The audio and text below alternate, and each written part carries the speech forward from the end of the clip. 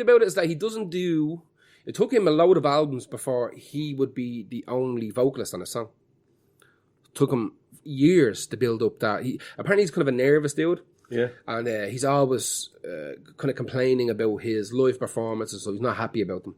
He got on stage there 4 or 5 years ago. He's a tricky. It's tricky to rock and roll. It's kind of like he has been known in the past as a bit difficult or something. But maybe it's other people. I think it's more he's. I'm sure he is. He could well be difficult, but by the sounds of it, looks like he doubts himself so much that he kind of fucks himself into a corner and he'll end up fucking himself over. I was reading about a performance he done a couple of years ago where he got up on stage and he just froze and just couldn't remember his lyrics, couldn't remember anything, didn't know where he was, kind of lost his fucking mind.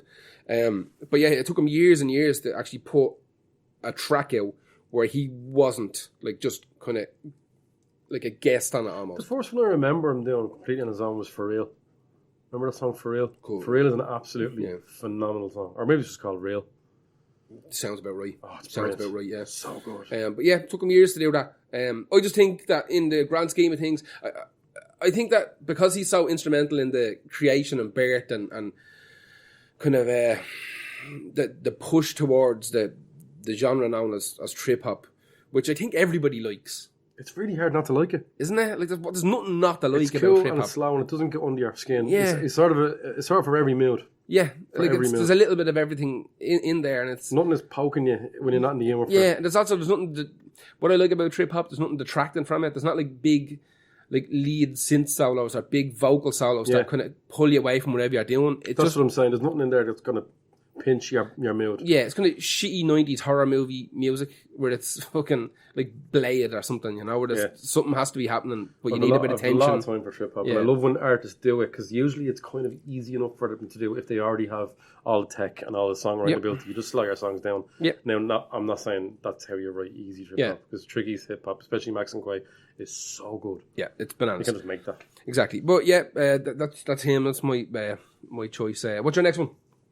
My next one was changed yesterday night. Oh, for real? Then I'm in the dark, am I? What's it? I had Osric Tentacles there. Osric Tentacles with their 16 studio albums from since the 90s. And they used to record stuff on tapes and hand them out to people and stuff like that. There's no point in me talking about Osric Tentacles because they got switched last minute because I'll tell you later. Gene Clark, found member of the Boards. Yeah. I'm not a massive fan of the Boards, to be perfectly honest with you. The Grand. He left the Boards because he has a fear of flying, which was the butt of many jokes. Sickener upon him. He was called the Board who couldn't fly, etc., etc. The Penguins. Just all that crack, yeah. He had to live with that. Also, he didn't think he was getting enough royalties for the music, so he decided, I'm going to go out on my own. Bob Dylan considered him, at one stage, one of the 3 best songwriters in the world. So after he left the Boards, after a few years of releasing bits and bobs, David Geffen signed him to Asylum in 1974. And he had one album before. I think he had an album before this, but this is the one anyway that Geffen wanted him to do. And they said, right. So he starts making this album that was absolutely the Pet Sounds. I don't really like saying this, but it's kind of the best description I give it. This album, No Other. The song is Strength of Strings, by the way, sorry. The album, No Other, is like the Americana Pet Sounds. It's hugely ambitious to the point where it took way too long. They spent $100,000 on the record, which I think in modern terms is $500,000. The Chinese democracy. Yeah, well, wasn't that long, but it was going absolutely. There was no singles off it according to Geffen and all them. The arrangements on it are really, really unique, like you'd hear on kind of Pet Sounds. Just a little bit pushing things a little bit different. He absolutely wanted this to be fuck you the Boards. Yeah. Not fuck you the Boards, maybe. I don't know. I don't know how bitter he is about all of it. But this album is so mental. It's like country, gospel, choir, funk, soul. Brother. Check it out now. It was a critical powerhouse. I've never heard this album, so now I'm interested. Critical powerhouse. They loved it. Sold fuck all because Geffen didn't promote it, and almost instantly deleted it from their catalogue in a move of like, fuck you. What are you after doing to us? Now, I don't think that's a really good move for any album you spent that much money on. They're just thinking, cut our losses now and don't spend any more. I think he did a little mini tour, and it wasn't enough because they weren't promoting the album. If you're signing with someone like Geffen, you're going to promote it. If you don't promote it, it's not going to happen. The album cover is horrific, unfortunately. It's one of the best albums with one of the worst album covers as well. It's like a 90s 20 montage or collage. It doesn't really work for me at all. He never recovered from the album not doing well, because if you listen to it, you see how much work was put into it. I think once you don't get what you were looking for, that was it. You're fucked. Did I ever tell you the story about my first band when I was like 14?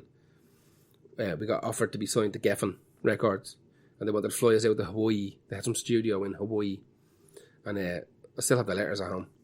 So there was a friend of the bassist in the band at the time, like a friend of the family who was like some limo driver, and this would have been like mid-90s. Yeah, mid-90s. And we recorded this little shitty demo, little 4-track, and this would have been around the time that like Nirvana and all was huge, and Silverchair and all this malarkey.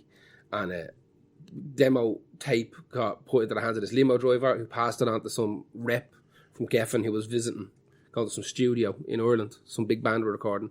And JJ72. I don't know who the fuck it was, but they were after somebody, and they were doing something with somebody, and they got hold of the demo tape, and I ended up going back to Geffen, and I got a letter in the post one day, because it was my address attached to it. Got a letter in the post saying, we'd like to invite you out to Hawaii to demo some songs, and with the possibility of a contract with Geffen Records. And my mum and dad didn't believe it was real and wouldn't let me go. Oh. They thought someone was going to like capture me and rape me, and they wouldn't let me go. Oh. Yeah. So I'm sitting here with my arms folded. Do you know what you should do? One of these days you should surprise... Send it in to them, say, I'm able to go now. Surprise. My parents will let me go now. Yeah. I'm on the way. Man, grab, because we've been waiting. The music seems still the exact same. You'll be fine. You should do up some fake tickets for your man to Hawaii, and then let them go to the airport and all. Yeah. Then go, what is this? That's not a real ticket. You might get captured and raped, ma. Yeah. You can't go. You can't go. Sorry, it was only a Sorry about you. No, they thought it was just some like kiddie fiddler was trying to like capture us. And my ma rang all the fucking other parents involved, and they were like, "Oh no, where's Hawaii might as well have been Venus." Do you know what I mean? Like there was no internet, there was no nothing. Nobody could look at up. I'm like Geffen Record, like Guns N' Roses. Like I'm showing them the logo and all. Like it's the same on the fucking letterhead. And now it was like it actually came from like America, man. Like the stamps, and I was like, no, that's someone stealing you. No, it wasn't allowed to go. Sorry about that. This day, fuck you, ma. That's a good story. Shane Clark died in 91 anyway. The reason I picked it last minute is because this album is now being reissued by 4AD. Okay. Big announcement yesterday, which the internet is super, super happy about. Because I was trying to buy this, one of the first pressings or whatever. Bananas money for a few years. Not really. No, they just it wasn't popular. They just weren't. They made enough of it, but it just wasn't very. It wasn't very good quality. The ones I was looking at were all like wrecked looking and stuff like that. But I said I'll hold out, and lo and behold, after I watched a documentary about him. It's called. If you want to know more about him, the documentary is The Bird Who Flew Alone. You can't download it, unfortunately. I had to buy that on DVD. Imagine me buying a DVD. For real? So 4AD have announced it. 4AD are one of my favourite labels, and it's going to be out in, I think, November. So even if you pick it up on CD or record or just stream it, you stream it now if you want, but the remaster one's going to sound absolutely deadly. It's an album, one of those anomaly albums that cost far too much. Scope was too big for the record company to give a fuck. They didn't even give a fuck about it. So. And it produced no fucking singles. No, not really. Strength of Strings. If you listen to it there, you'll get a feel for what it's like. I think it's absolutely fantastic. I'll give that a bang because I don't know that, and that sounds interesting. Who's your next one? My next one, as previously talked about on the listener submission podcast, is the band universally known as Dalek, but actually Dialek is what they're called. I picked a song called Shattered, which is like that big song. It's not the greatest example of what they do. It's not dark enough or grim enough or heavy enough. It's a little bit poppy, and because of that, it's the most popular. So it's if you're trying to get somebody into this group, then this is probably a good little entryway. They started in New Jersey in 1998, and they're like an experimental hip hop band. But they bring in elements of like shoegaze and krautrock, as well as like traditional hip hop. Now, what's kind of fucked up about it is that the vocalist Will, MC Dialect, he kind of contests that to a degree. So people are always talking about shoegaze and, you know, kind of the droney kind of factor, the noise and experimental and industrial factor of that group. And he will always describe it as just purest hip hop. Like, they take samples, they fuck with them. If it's all taken from samples, then he's not wrong. Yeah, it's pretty much, I mean, they do... It's not classic hip-hop. Yeah, it's not classical hip-hop, but he tends to think it is, I think. I don't think he thinks the music is classic hip-hop, but I think he believes the process is 100% hip-hop, and he's absolutely right. Like, when they're doing it live, he's got this big kind of, like, rig of, like, effects pedals. He uses, like, guitar pedals and vocal manipulation pedals, and everyone gets daisy-chained. And he's on stage up front. There's a DJ and there's kind of a computer guy as well. It's generally a 3-piece. Sometimes they work as a 2-piece. Because I got somebody with the laptop that's kind of triggering samples and all this. And then they've got turntables who's kind of scratching. And I think they generally tend to use like Serato as well for like triggering samples as well. Yeah. And then Will, the vocalist, he's up there. He's got this big deck of kind of machinery, and he's constantly pressing buttons and changing stuff. But it adds, there's such depth and flavour to this Dialect stuff that it's almost too dark to be appreciated. Very, very grim. Yeah.